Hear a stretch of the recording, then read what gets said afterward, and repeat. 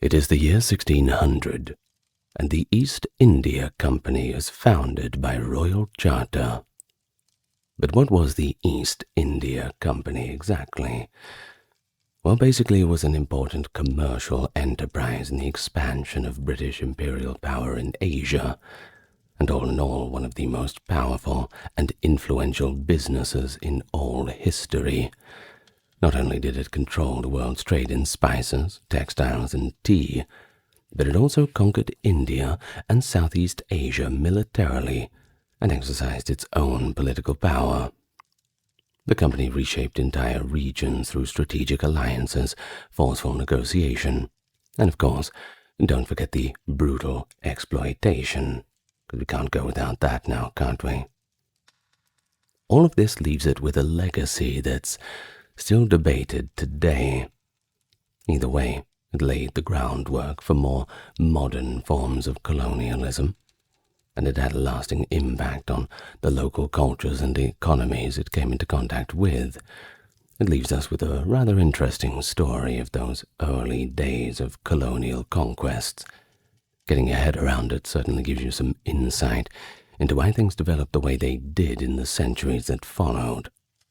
So, if you're here to learn about that and get your head around these early days, well, here we are, starting right from the beginning. If you like this kind of content and you want more history, then you better like and subscribe. That's what you'll get. So, let us begin. A renowned group of traders and adventurers convened in the year 1599 to discuss a proposed royal charter voyage to the East Indies. Along with Fitch and Lancaster, the participants included Richard Hakluyt, an author and proponent of British colonization in the Americas; Thomas Smythe, the prominent London official and politician who had established the Levant Company; Stephen Soame, the then-serving Lord Mayor of London; and several other sailors who had previously served along Drake and Raleigh. That is, Francis Drake and Walter Raleigh, if you're not familiar. Certainly a group of pretty seasoned individuals in the colonial sphere.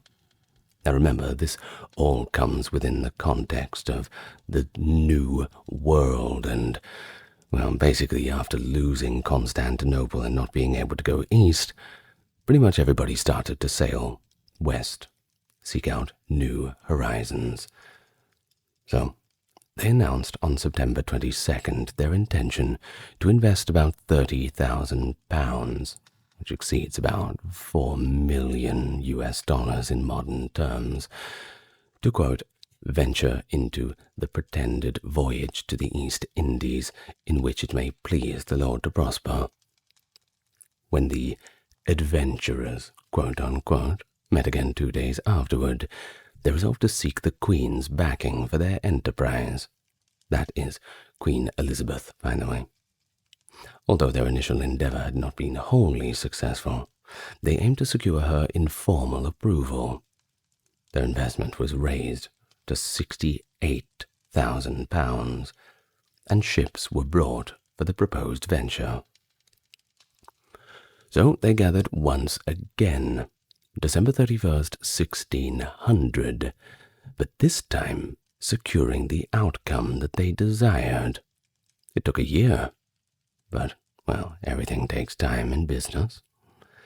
The petition submitted by George, the Earl of Cumberland, and 218 others, including ones such as James Lancaster, Sir John Hart, John Spencer, the adventurer Edward Mishelborne, the nobleman William Cavendish, as well as other various aldermen and citizens, altogether finally received the Queen's endorsement. She granted a charter to the Governor and Company of Merchants of London, a corporation trading in the East Indies.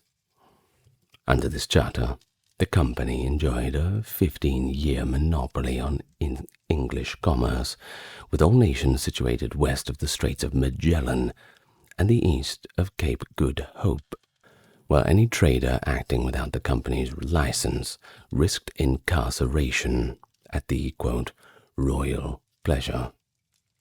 And loss of ship and cargo, of course, half of which would go to the crown, the other half to the company. By terms of the charter, Thomas Smythe became the first governor. A court of directors made up of 24 committees, along whom was James Lancaster, reported a court of proprietors, which then officially appointed them. The court of directors, in turn, oversaw 10 committees. Originally, the group conducted its business at the Nag's Head Inn, that is situated across from St. Botolph's in Bishopsgate, before eventually relocating to East India House on Leadenhall Street. So the first East India Company vessel was called Red Dragon, which it's a pretty cool name for a boat, I will say. Sometimes these boats in colonial times, they have very unthreatening names. I believe Henry Morgan's boat was called the Fancy. That doesn't sound like much of a pirate ship to me, but, well.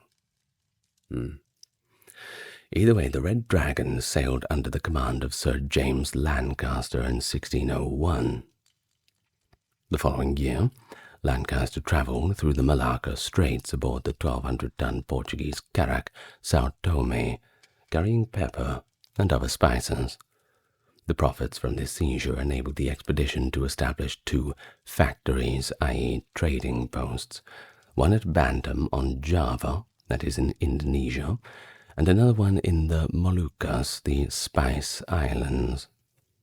When they returned to England in 1603, they learned of Elizabeth's death, but due to their success, the new king, James I, actually knighted Lancaster. So all's well that ends well, I suppose. Poor old Elizabeth, though. Oh, she had a hard life. Well, the other thing was, at that time, the war with Spain had actually ended, but the company had successfully breached the Spanish-Portuguese hold on trade, thereby creating fresh prospects for English merchants. In March of 1604, Sir Henry Middleton commanded the company's second voyage. The third, taking place on Red Dragon between 1607 and 1610, was led by General William Keeling, who had served as captain on the second voyage. Captain William Hawkins commanded Hector, and Captain David Middleton, commanded Consent. Alexander Sharpie became general, overall commander, that is, of the fourth voyage, as well as the captain of the company's ship Ascension at the start of 1608. On March 14, 1608, Ascension and Union, which was under Captain Richard Rolls, departed Woolwich. The expedition, however, ended in failure. You see, initially the company struggled in the spice trade because of the competition from the Dutch East India Company. And yes, there will be a video on the Dutch East India Company soon, but I'm just getting this one out of the way first. Either way, both organizations established fortified trading posts, maintained fleets, and forged alliances with local rulers, eventually leading to open conflict. Better financed and supported by their government, the Dutch seized dominance over the Spice Islands, of course modern-day Indonesia, and secured a foothold there. By enforcing strict policies to maintain a near monopoly, they compelled the English East India Company to seek markets elsewhere, focusing on India. On its maiden voyage, the English firm did establish a factory at Bantam on Java, and for 20 years the company's trade relied heavily on importing pepper from Java. Well, English merchants didn't have a very peaceful time of it. Of course, the high seas is a dangerous place. You don't just have to worry about pirates. It really depends who the crown is at war with, whether it's the French, the Spanish, the Dutch, or the Portuguese. And of course, at this time, the rivals were certainly the Dutch and Portuguese. The English merchants frequently clashed with them in the Indian Ocean. In 1612, at Suvali in Surat, the company defeated the Portuguese in the Battle of Plassey. With official support from both the Mughal Empire and Britain, the company decided to see if establishing a presence on the Indian mainland would be feasible, and it requested diplomatic mission from the Crown. Now, this is important development because the company is now sort of acting, and only 12 years into their establishment, by the way, as a kind of diplomatic entity of itself. If they're asking for a diplomatic mission, well, they're certainly overstepping some normal bounds of business. These kinds of things would usually just be done by the government decree. But of course, the government's all the way back in England, and the East India Company is already all the way over in India, so, well, time concerns, I suppose. But let's rewind it back a little bit. First, in 1608, company vessels arrived at Surat in the province of Gujarat in India. The company then founded its first factory in India at Musulipatnam on the Andhra coast at the Bay of Bengal in 1611, followed by another in Surat in 1615.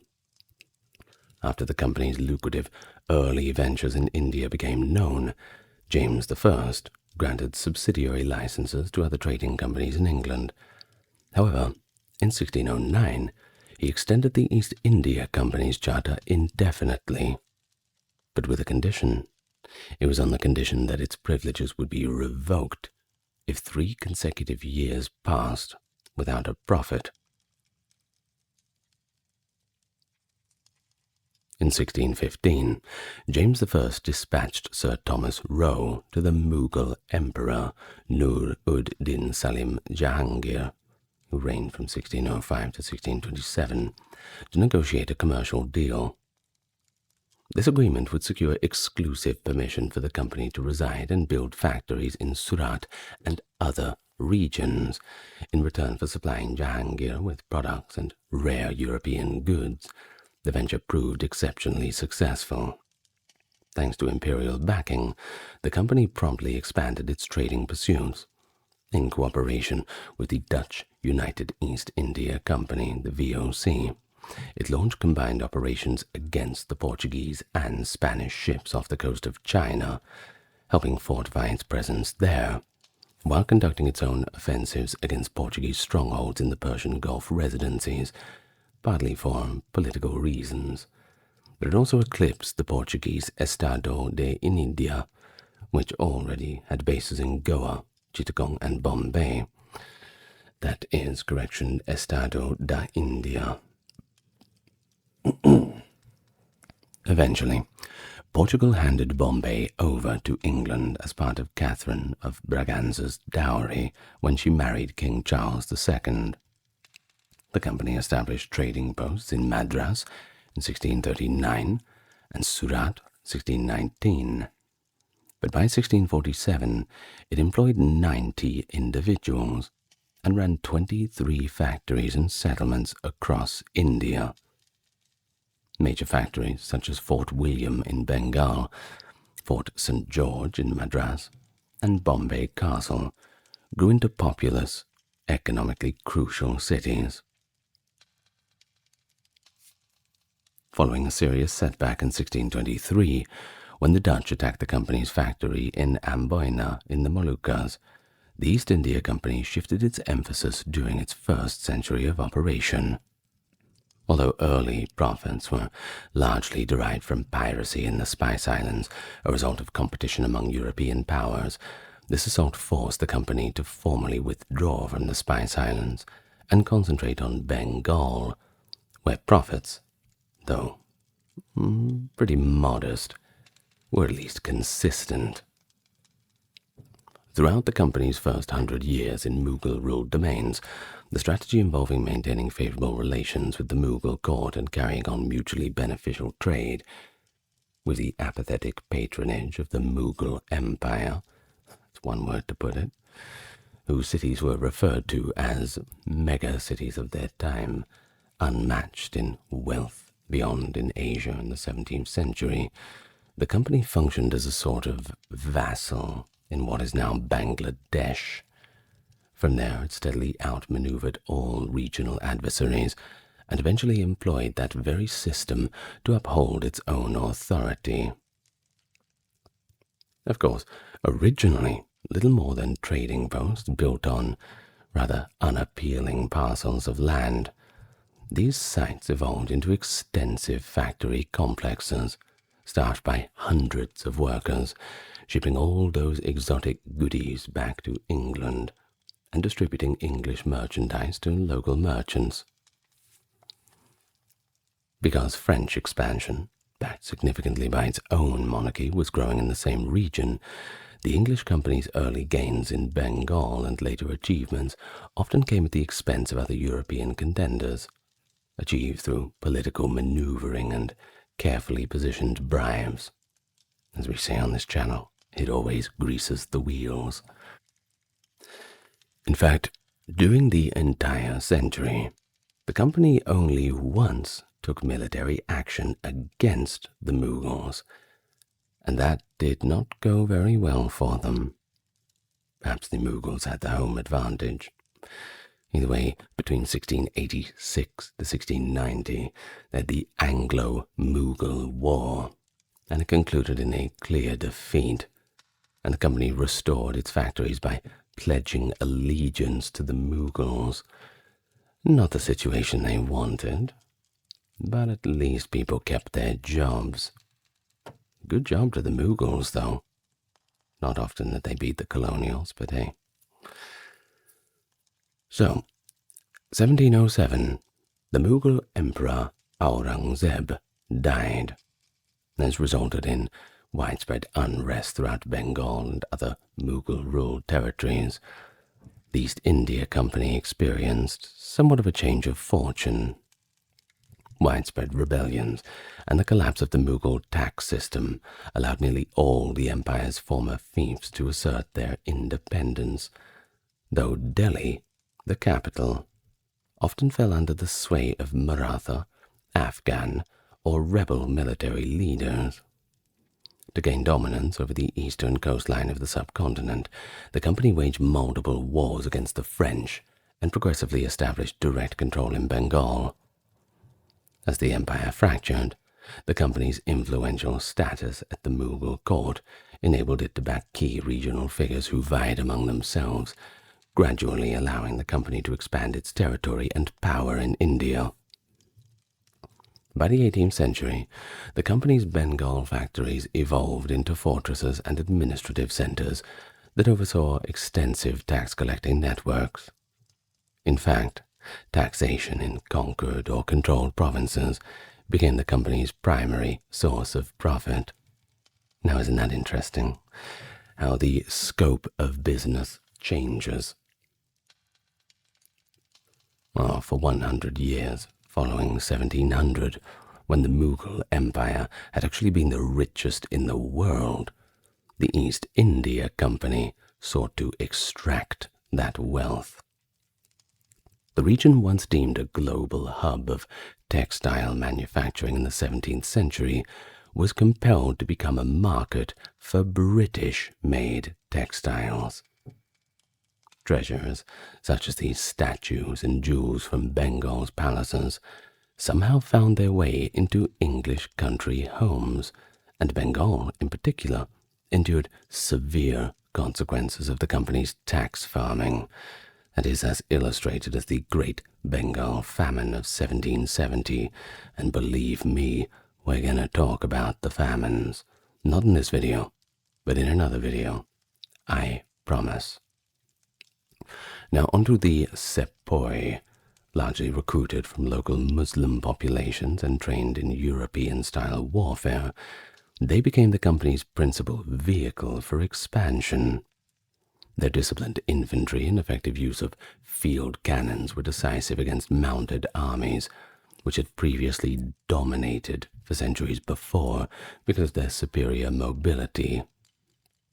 In multiple engagements, relatively small groups of sepoys overwhelmed significantly larger Mughal contingents.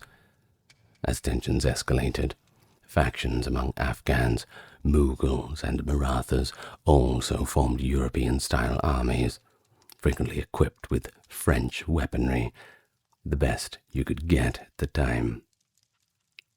Ultimately, the company prevailed, often relying as much on statecraft and diplomacy, and even a little bit of deceit at times, as they did on open combat. All roads lead to Rome. From its stronghold of direct authority in Bengal, the company positioned itself as the nominal protector of the empire, culminating in the Second Anglo-Maratha War, where it defeated the Marathas, long recognized as the empire's protectors, and installed a young Mughal prince as emperor at the height of Maratha influence. Though this relationship was often fraught, it remained in effect in various forms until 1858, when the final Mughal emperor was exiled and the company itself was dissolved. Sorry about the spoiler alert, I'm afraid it's not going anymore. Its holdings, of course, were taken over by the British Crown. Well, we'll get to that a little bit later. Mughal Emperor Shah Jahan first opened Bengal, the empire's wealthiest region, to the English merchants back in 1634, and by 1717, British traders were entirely exempt from customs duties there. Cotton, silk, opium, indigo dyes, saltpeter, and tea had become the company's major exports. Meanwhile, the Dutch, by then the company's main competitors, had pushed out the Portuguese from the Straits of Malacca in 1640–41, thus solidifying their grip on the spice trade. With Portuguese and Spanish power waning in the area, fierce competition arose between the EIC and the Dutch VOC, sparking the Anglo-Dutch wars of the 17th and 18th centuries. Seeking additional markets for British manufactured goods, the British looked to trans-Himalayan trade routes, which also drew them into conflicts, of course, like the Anglo-Nepalese War. They seem to certainly get themselves into quite a lot of these situations, don't they? Well, during the first 2 decades of the 17th century, the Dutch East India Company, also known by the abbreviation VOC, which is abbreviated of the Dutch words for it, well, they were the world's wealthiest commercial enterprise.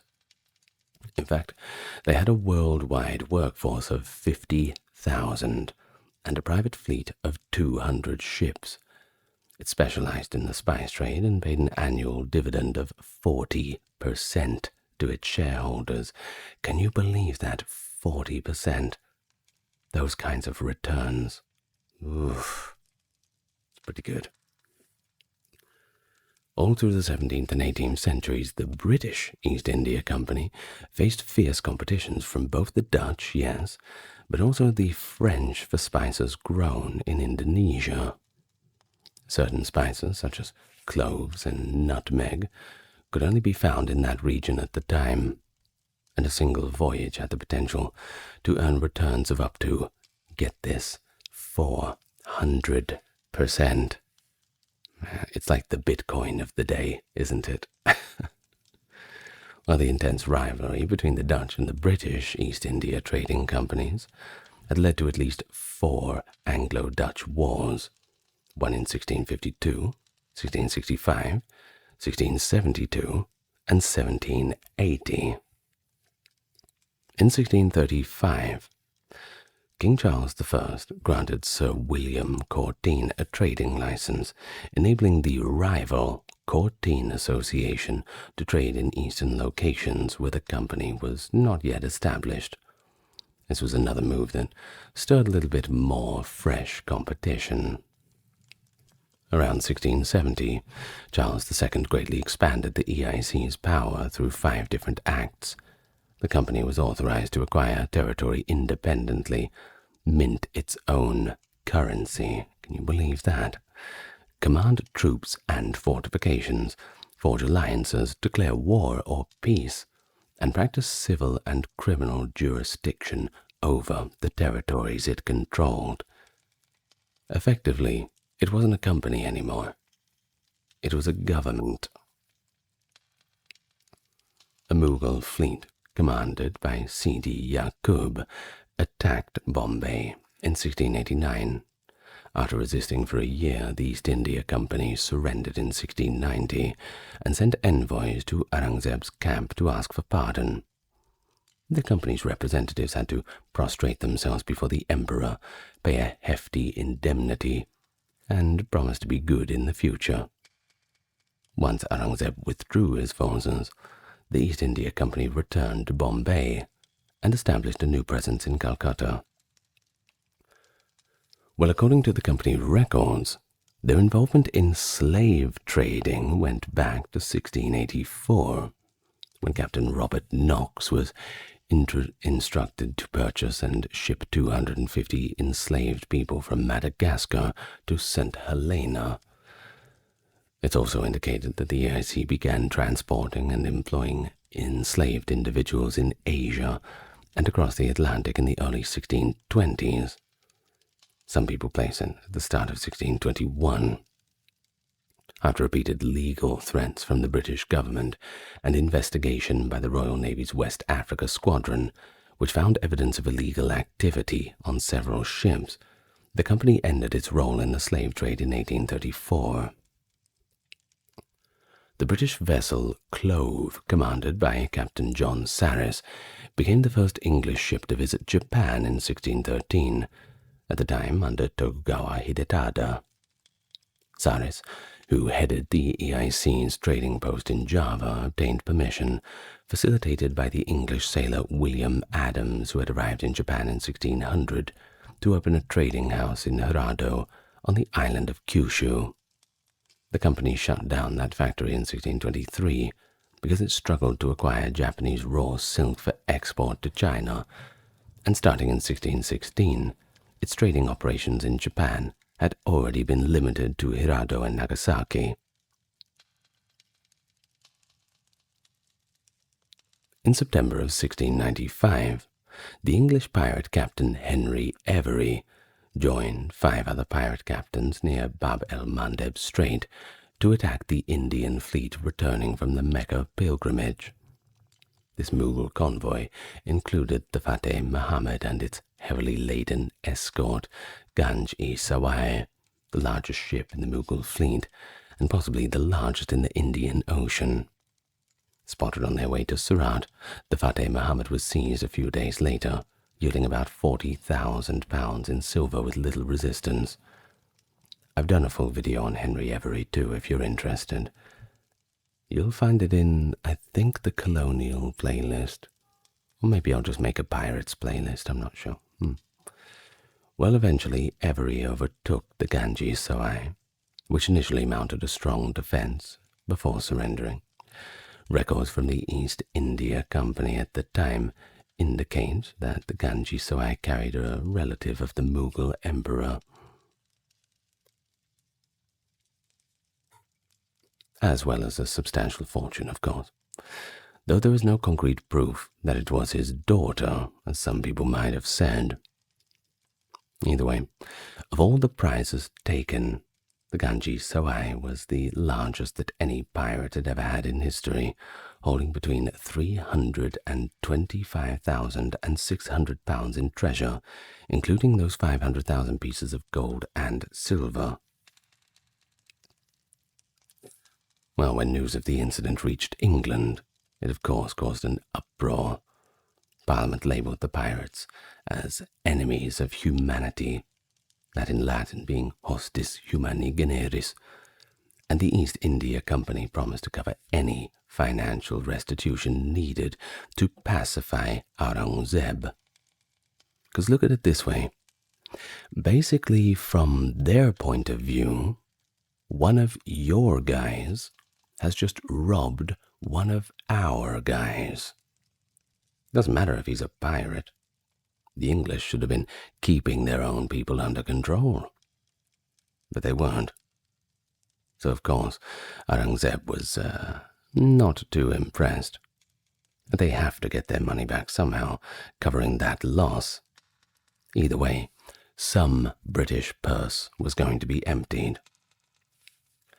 Midway through 1696, the government announced a general pardon for anyone who revealed Every's whereabouts and placed a £500 bounty on his head. And this pursuit became history's first global manhunt. But what does this have to do with the East India Company? Well, of course, the plundering of Aurangzeb's treasure ship had grave implications for them. A furious Aurangzeb ordered Sidi Yaqub and Nawab Daud Khan to attack and close 4 of the India Company's factories, imprison the officers, who actually narrowly escaped lynching by the enraged Mughals, lucky for them, and even threatened to ban all English trade in India. In order to appease Aurangzeb and his Grand Vizier Asad Khan, the Parliament ensured that Every was excluded from every amnesty and act of grace pardons, that being later granted to other pirates.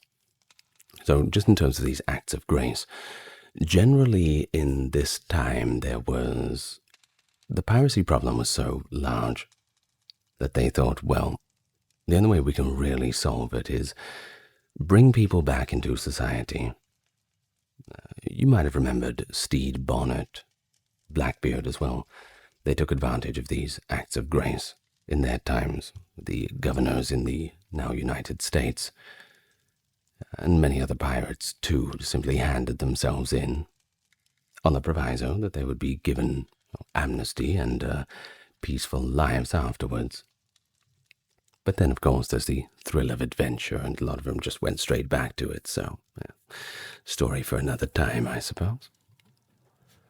Well, in 1699, the company began trading with China as well, a development documented in the draft history of the Qing under Emperor Kangxi 37, 1698, reflecting a difference in the Chinese and British calendar years, of course. Do remember that the Chinese use the lunar calendar in their tongue, Nong Li, which is kind of like agricultural record calendar. They still do. They use both calendars, by the way. Under treaty concluded in January 1699, would still be listed as Kangxi 37 rather than Kangxi 38, by the way. Well, the company established a permanent factory in Guangzhou, which is back then called Canton, in 1715. Of course, this was the same place where the French and English got together and bombarded it from the Pearl River, the Zhujiang, many years later. Once again, story for a different video, Opium Wars. Not a good time for China. By the 1770s, the company was indeed exchanging opium with the Chinese merchants in return for tea and porcelain.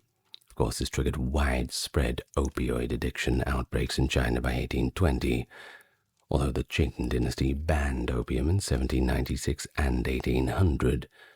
The British just continued to trade illegally.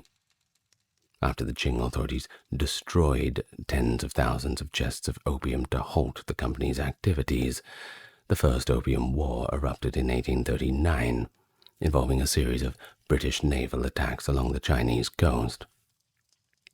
China's defeat culminated in the 1842 Treaty of Nanjing, which forced the Qing to grant the British traders preferential rights to sell opium. Of course, additionally, territories including the island of Hong Kong were ceded to Britain, and that's how Britain got control of Hong Kong, at least for the short time that they had it. Now it's well and truly back in Chinese hands. Thanks to the company's profits, many officers were actually able to return to Britain, buy very nice estates and businesses, and gain political clout, even securing seats in the House of Commons. By selling a ship captaincy commissioned for as much as £500, departing captains could pass on their positions to successors. New recruits, in turn, were motivated to amass Indian wealth with the ultimate goal of returning to Britain with comfort and status, living up the high life somewhere out there in the countryside, or, if you please, a nice little townhouse in London. The world is yours. But within Parliament, the company developed its own lobby. Around 1694, pressure from ambitious merchants and former company members, dismissed by the company as interlopers led to a deregulating act, allowing any English company to trade in India, unless forbidden by specific parliamentary legislation. In 1697, following the East India Company Act 1697, a new parallel East India Company known as the English Company Trading to the East Indies was formed with state backing of 2 million. Now I love that name. The English Company Trading to the East Indies versus the East India Company. I mean, can you copy my homework? Yeah, sure, just change it up a little bit, that sort of thing. Leading shareholders to the original East India Company quickly invested £315,000 in the new venture. Thereby, they seized complete control. For a time, the two entities competed for influence in India and England, but still the money was all going back to the same people, so it's pretty much the same company anyway, right? Yet actual competition against the original company was pretty minimal. In 1708, two companies merged by a tripartite indenture involving both organizations and the state, overseen by Sidney Godolphin, the first Earl of Godolphin. They unified under the name the United Company of Merchants of England Trading to the East Indies, and agreed to lend the Treasury £3.2 million in exchange for exclusive privilege for 3 years, after which their charter would be reviewed. For decades, Parliament and the company's lobby remained locked in a struggle. The company pushed for permanence, while Parliament was loath to grant additional autonomy and lose its chance at sharing in the company's profits. Even after debts were repaid, the company's status was renewed under another act in 1712. By 1720, nearly all, that's about 15% of the Indian imports arriving in Britain, were facilitated by the company, further strengthening its lobbying power. Another act in 1730 extended the company's monopoly until 1766. Of course, by this era, Britain and France had become formidable rivals, frequently clashing over control of colonial territories. Concerned about the financial implications of a potential conflict, the British government in 1742 prolonged the company's license, exclusive trading rights in India until 1783. The extension was granted in exchange for another £1 million loan. Between 1756 and 1763, the 7 Years' War prompted Britain to focus on defending and stabilizing its colonies in North America and Europe. Part of the Franco-British hostilities took place in India, involving the company's forces. In 1757, the Crown's law officers issued the Pratt-York Opinion, which distinguished between lands acquired through private treaties and those gained by conquest. According to this ruling, the Crown held sovereignty over both, yet only property from lands obtained by conquest belonged to the Crown of Great Britain. Once the Industrial Revolution began, Britain surged ahead of other European powers, strengthening its economy and enabling increased production. Greater availability of raw materials and more efficient manufacturing met the heightened demand for Indian goods, while living standards in general in Britain improved, at least for those who had the money to improve them. This interplay of production, demand, and prosperity transformed global trade, and the company rose to be a dominant force in Britain's overseas markets. In 1801, Henry Dundas informed the House of Commons that, I quote, "On the 1st of March, 1801, the debts of the East India Company amounted to 5.4 million, their effects to 15 million, and that their sales had increased since February 1793 from 4.9 to 7.6 million. Sir John Banks, a businessman from Kent, worked closely with the company and mediated arrangements between the Crown and the company. Together with a syndicate supplying provisions to the Navy, he realized that the Levant and Indian trades had made substantial fortunes for people like Samuel Pepys and John Evelyn. Rising to become a director of the company, Banks served as governor in 1672, negotiating a contract with the king that involved a £20,000 loan and £30,000 worth of saltpetre, which is of course essential to gunpowder. At the price it shall be sell by the candle.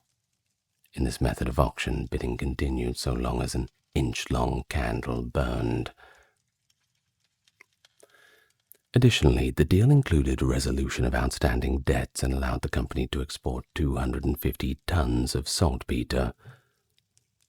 In 1673, Banks arranged another agreement with the king and the company for 700 tons of saltpetre at the price of £37,000. Occasionally, the government overlooked unpaid duties to obtain essential military supplies. In 1864, one of the company's governors even remarked that he valued saltpetre over the salt tax. The French, of course, were defeated in the 7 Years' War, that is 1756 to 1763, holding their imperial ambitions and slowing the Industrial Revolution's effects in French territories. Back in India, the company led by Governor-General Robert Clive overcame the French commander Joseph-François Duplessis and reclaimed Fort St. George. Taking advantage of the lull, the company seized Manila in 1762.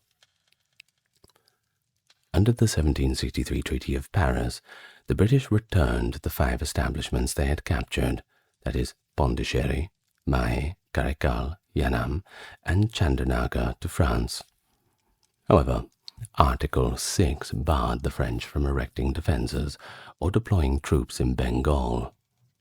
Although the French remained a military threat elsewhere in India, particularly during the War of American Independence until Pondicherry fell in 1793 at the start of the French Revolutionary Wars, their aspirations in Indian territories effectively ended. Thus, a major commercial rival for the company was largely neutralized, even though those small enclaves would stay under French administration for the next 2 centuries, but they were hardly a threat. During May 1772, the company's share prices soared. In June, Alexander Fordyce, who had lost £300,000 by shorting the company's stock, left his partners in debt for around £243,000. What an idiot. News of this triggered the British credit crisis of 1772 to 73, in which 20 to 30 banks across Europe went bankrupt. The company alone owed $1.2 million in bill debts to India. It appears that the EIC director James Cockburn and George Colebrook had been bulling the Amsterdam market around 1772, emboldened by Isaac de Pinto's statement that peace conditions plus an abundance of money would push East Indian shares to exorbitant heights. In September, the company borrowed from the Bank of England, planning to repay the loan by selling goods later that month. But there was a problem. Buyers were lacking, and when the loans became due, the company's finances were in disarray. The bank refused to extend the debt on October 29th. This decision set off events culminating in the American Revolution, too, by the way. Too much money, too much new taxes. At the time, some £18 million of the company's tea lay unsold in British warehouses. An immediate sale was vital to stabilize its finances. And of course, the Americans were not buying the tea anymore. Well, on January the 14th, 1773, the company's directors sought government support, asking for a loan and full access to the American colony's tea market. Both requests were granted. and in August 1773, the Bank of England furnished the company with the loan it needed. The East India Company gained a distinct advantage over the American tea importers when it received permission to sell tea from its Asian holdings in the American colonies. This privilege sparked protest in 1773 when demonstrators, most famously in Boston, boarded the British vessels and threw shipments of tea into the harbor. "Take it back, you jackanapes." Governor Thomas Hutchinson of Massachusetts Bay would not allow the tea to be returned to Britain after protesters succeeded in blocking its unloading in Boston and 3 other colonies. This incident would ultimately become the catalyst for the American Revolution, of course, and the colony's pursuit of independence. I've done videos about, pretty much everything at the moment for the American Revolution's lead-up, so go and enjoy them in the North America History playlist. Well, the Charter Act of 1813 brought an end to the company's trading monopoly with India. Once its exclusive trading rights with China were terminated in 1833, the company's commercial operations effectively came to a halt and has shifted its focus to desk work, administrative functions. After the Indian Rebellion of 1857, the British government nationalized the company under the terms of the Government of India Act 1858. Consequently, the Crown took over the company's military, administrative networks, and possessions across India. In 1833, the company had sold its commercial trading interests in India to the British government. That sale transferred the company's debts and liabilities too, with repayment intended to come from Indian tax revenues. In exchange, shareholders agreed to accept an annual dividend of 10.5%. Not too bad. It's not as good as the 400% they used to get, but, well, at least it's stable. This was, of course, funded by India and guaranteed for 40 years, with the final payment settling any remaining shares. Although the company dissolved, these debt obligations persisted well into the 20th century, and they only really ended during the Second World War. Well, the company formally continued in a minimal capacity until the East India Stock Dividend Redemption Act in 1873 took effect on January the 1st, 1874. It managed the tea trade on behalf of the British government, along with the provisions for St. Helena, until after a final dividend and redemption of its stock, the company was officially dissolved on June the 1st, 1874. The Times remarked on April 8, 1873, "It completed a task that no other trading company has ever attempted in human history, and that no other company is probably going to try in the years to come."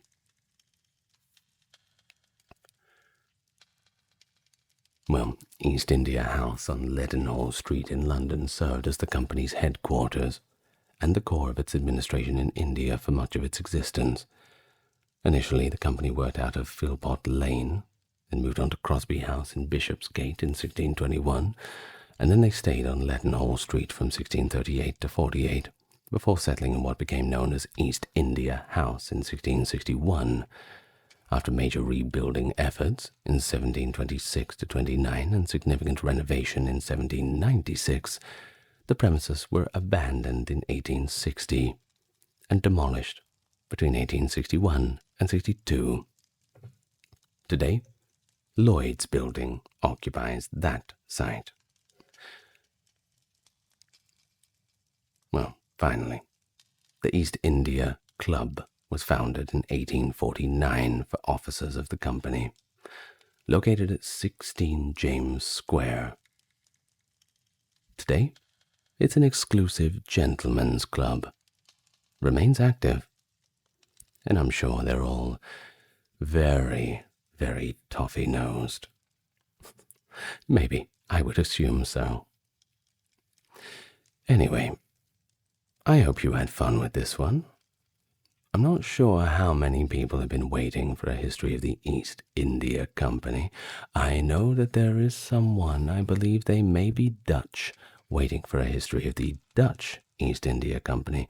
And my friend, I guarantee you, just as your 10.5% return annually is guaranteed, if you are an investor of the company, then I guarantee you that I will do the video on the Dutch East India Company very soon. Unless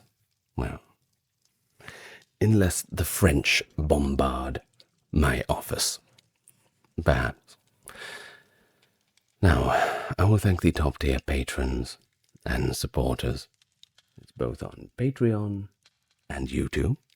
It's Dark, Kimberly, Christine, Sally, Ember, Susan, Cameron, Legitmus, Kerry, Charlene, Lynn Therese, Katiana, Nicholas, Ulfetnir, Alexander, Charles, Christine, Dr. Neuro Nerd, Aaron, Jaden, Jim, Jeffrey, Jessica, Madeline, Melissa, Orthodox Review, Scott, Stark Factory, Shell, Wendy, Josie, Sarah, Video Man, Ryan, and Thor.